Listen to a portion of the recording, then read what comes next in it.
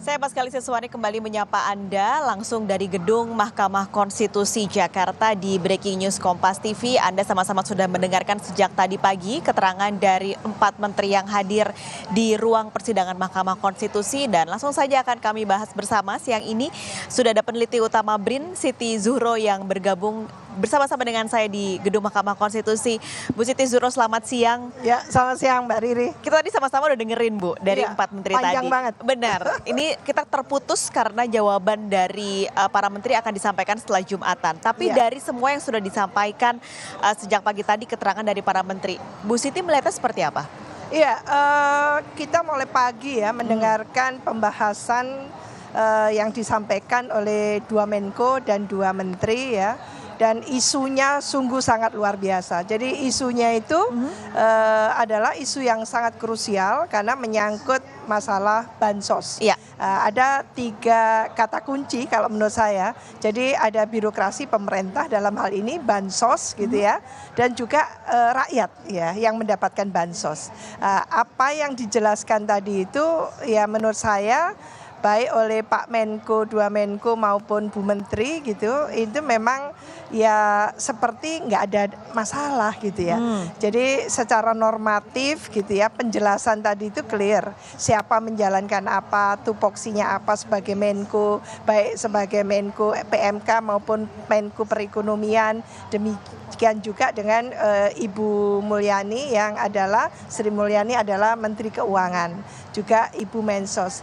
Tapi kan masalah yang sudah disampaikan sejak beberapa hari ini adalah bansos ini, apa yang salah dengan bansos ini kan gitu. Karena tidak bisa dilihat hanya ansih gitu ya. Bansos sebagai bantuan sosial kepada masyarakat itu fine, tidak ada masalah.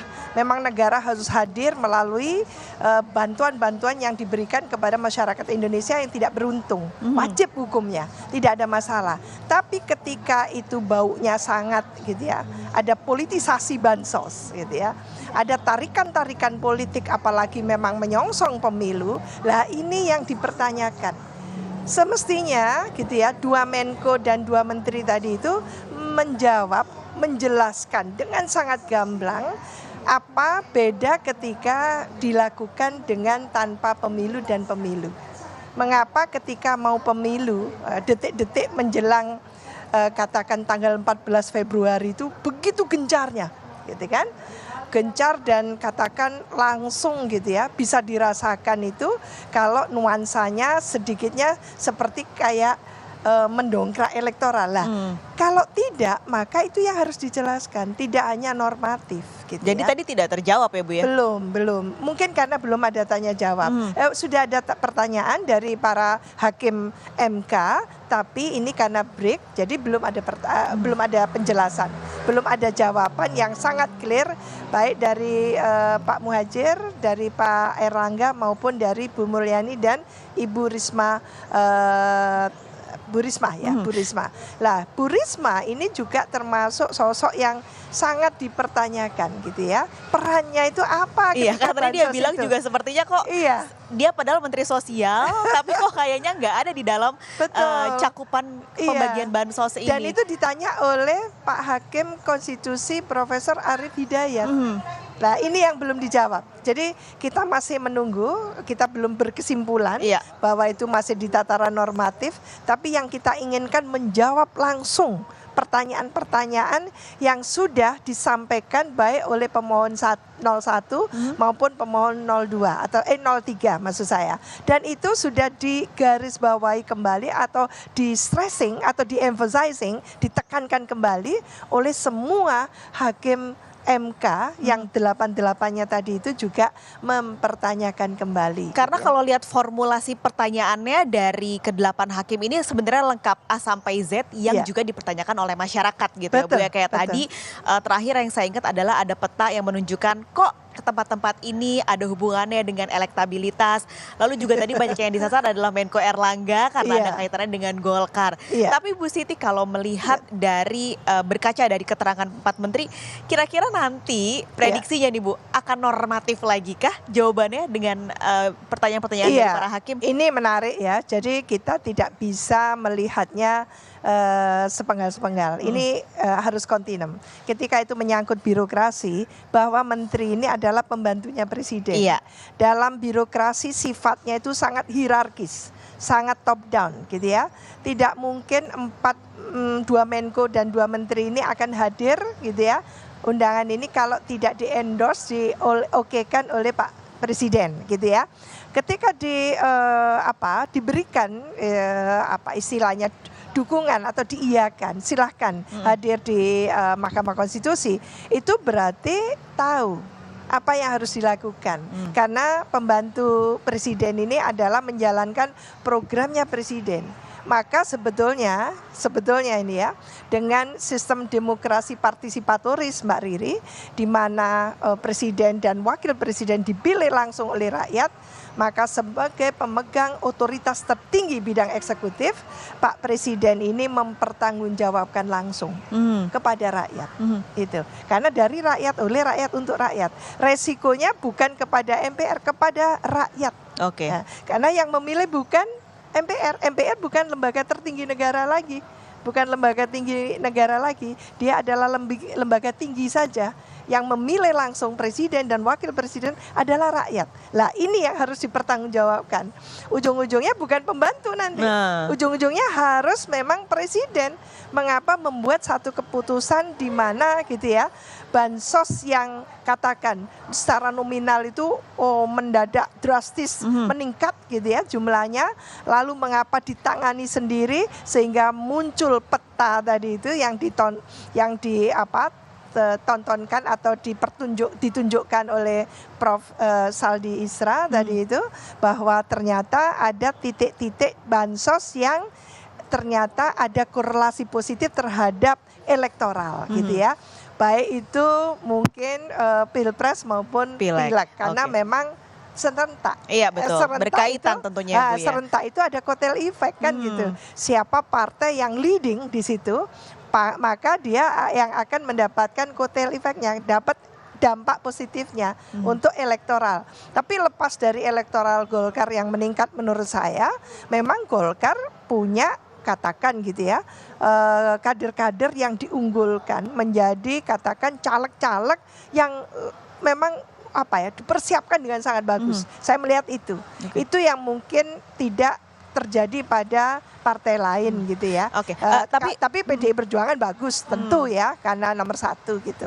Bu Siti, tapi artinya kalau tadi aku simpulkan dari pengamatan Bu Siti Zuhro, artinya apa yang sudah disampaikan para menteri tadi di sidang MK ini ya sudah ACC presiden berarti ya. Jadi sepengetahuan disampaikan dulu, nanti baru berarti ya kita tidak perlu berharap terlalu tinggi dan terlalu besar nanti di jawaban-jawaban menteri dari pertanyaan hakim tadi. Saya pikir ada urusannya ke sana, ada kaitannya ke sana. Tidak mungkin meskipun tidak diberikan petunjuk yang rigid gitu ya oleh presiden, tahu. Apalagi kepotong sholat Jumat ya Bu ya. Bisa nanti, halo Bu, nanti jawabnya ini ya. Ini karena kepotong 1,5 jam gitu sebelum jam 1.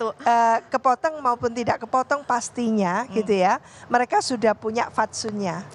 Dalam birokrasi itu selama masih menjadi birokrat, menjadi bawahan presiden, menjadi pembantu presiden, wajib hukumnya loyal. Itu karena dia menjalankan semua programnya presiden, itu yang dikatakan berkali-kali oleh Pak Jokowi. Jadi menurut saya jangan mimpi lah gitu ya akan mendapatkan satu terobosan baru gitu ya. Ungkapan dari Bu Risma khususnya, dia sebagai Mensos mungkin tidak tahu soal itu dan sebagainya sehingga menimbulkan perdebatan, pastinya tidak.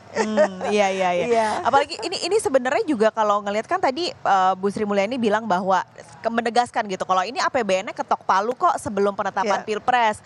Lalu angka bansos turun di Kementerian Sosial meskipun karena belanja El Nino-nya terpisah gitu ya Bu. Nah, tapi yang apakah ini perlu mendapatkan sebuah apresiasi begitu dari masyarakat karena para menteri ini datang ke ruang sidang, atau ya tadi balik lagi memang ini semua normatif aja, basa-basi dari yang terjadi dalam proses ini? Iya. Tentu masyarakat itu tidak tunggal ya Mbak Riri. Masyarakat kalau kita bilang publik akademis pastinya masyarakat kampus. Nah, masyarakat kampus menjadi konsumen utama ini. menjadi konsumen utama karena kita juga tahu jauh sebelum coblosan tanggal 14 Februari itu yang terjadi adalah protes yang luar biasa dari para guru besar seantero Indonesia ini gitu ya, yang menginginkan bahwa pelanggaran etika itu dihentikan gitu ya. Pelanggaran-pelanggaran hukum juga dihentikan gitu. Nah, ini termasuk concernnya terhadap persidangan MK ini adalah mereka-mereka yang berpendidikan pastinya gitu ya. Karena bahasa-bahasa yang digunakan dan sebagainya gitu ya. Tapi kita tidak boleh menutup mata bahwa masyarakat di Pemda, di pemerintah daerah, di daerah-daerah itu juga ada yang paham, pasti gitu ya, bahwa mereka juga mengenyam pendidikan di perguruan tinggi.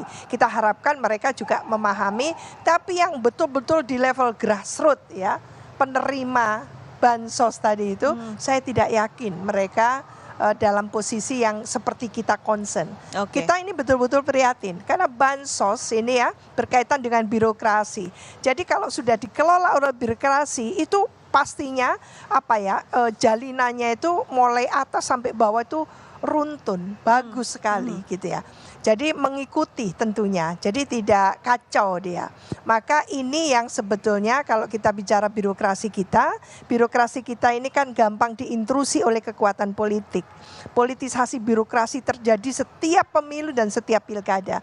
Maka kapan kita menghentikan? Lah, antara lain sidang ini mengharapkan kita itu memutus mata rantai politisasi yang seperti ini. Baik politisasi birokrasi maupun politisasi bansos. Supaya ada efek jera. Siapapun tidak bisa seolah-olah tidak akan diurus sampai tuntas. Atau difinalkan gitu ya. Semua pelanggaran etika maupun pelanggaran hukum itu. Maka inilah saatnya kita mau take off gitu ya. Sebagai negara bangsa itu menyongsong 2045. Indonesia kita harus memberikan legacy pada kaum milenial gitu loh.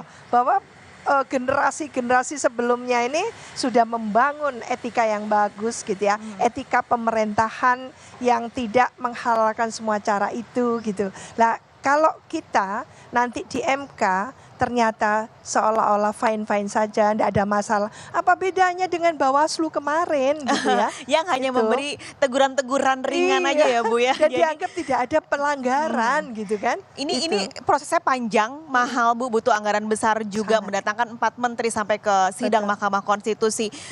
Pesannya adalah ke depan ini menjadi pembelajaran untuk proses demokrasi di Indonesia. Tapi pertanyaan terakhir saya Bu, berarti kalau Bu Siti melihatnya jawaban menteri ini tidak bisa menjawab dari permohonan 01 dan 03? Iya, ini termasuk 4 menteri ini harus menjawab, meyakinkan tidak hanya 01, 02, 03, tapi juga masyarakat luas dan wabil khusus juga Hakim Mahkamah Konstitusi.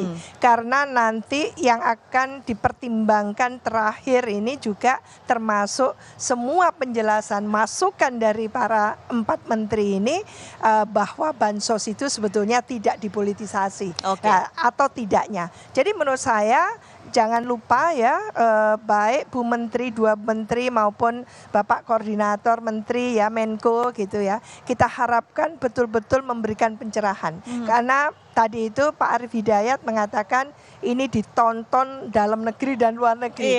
Dan juga ini adalah literasi politik, edukasi politik kita kan gitu. Edukasi kepada semuanya. Maka kalau tidak terjadi pencerahan itu, artinya seolah-olah nggak ada masalah, tetap saja penjelasannya itu terkesan defense mechanism gitu ya. Jadi bertahan untuk mengatakan memang tidak ada masalah sebetulnya, semuanya kita jalan, koordinasi jalan, anggaran juga sesuai dengan kesepakatan legislatif eksekutif, yaitu normatif lagi gitu Pak. Karena yang menuntut pemohon ini kan memegang yang namanya fakta-fakta hukum. Lah fakta-fakta hukum itu yang harus dijelaskan oleh eksekutor, oleh eksekutif. Eksekutif kan eksekutor gitu. Mereka yang lebih tahu kan gitu. Lah ketika nanti menjawab ya jam 1 nanti itu, ini kan pastinya semua masyarakat karena hari ini hari terakhir itu akan memantengin televisi ataupun live streaming gitu ya, apa yang akan diberikan jawaban kepada Mahkamah Konstitusi. Karena memang nanti tidak ada tanya jawab antar mungkin gitu ya pemohon gitu ya dengan menteri. Maka tolong Mahkamah Konstitusi hakimnya, 8 hakim ini menggunakan waktunya secara maksimal, secara efektif dan secara produktif sampai menghasilkan bukti-bukti hukum tadi itu, fakta hukum itu betul-betul ternyata sinkron kan gitu. Bukan kok malah seolah-olah tidak ada apa-apa. Kita nantikan nanti jam 1 Bu untuk jawaban dari 4 menteri ke Majelis Hakim. Terima kasih Bu Siti Suro sudah bergabung siang hari ini di Breaking News Kompas TV.